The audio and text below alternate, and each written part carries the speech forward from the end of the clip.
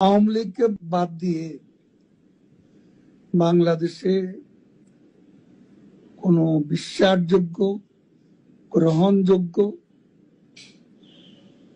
নির্বাচন নিরপেক্ষ নির্বাচন হতে পারে না এবং তারা নিজেরাও আদৌ নির্বাচন দেবে এ ব্যাপারে আমরা যথেষ্ট সন্দিহান।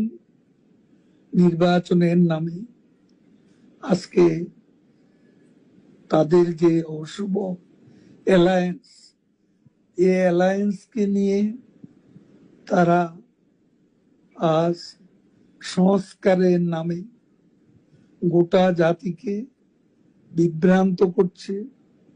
আজকে বিচারের নামে ক্যাঙ্গারু কোর্ট বসিয়ে প্রহসন করছে।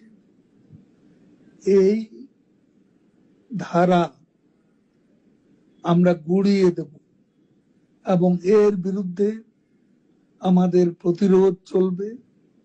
বাংলাদেশের আজ 50%-এরও বেশি ভোটার যে দলের সমর্থক এবং দিনে দিনে শেখ হাসিনার পক্ষে জনমত বাড়ছে, সেই দলকে বাদ দিয়ে এদেশে ইনক্লুসিভ বা অংশগ্রহণমূলক নির্বাচন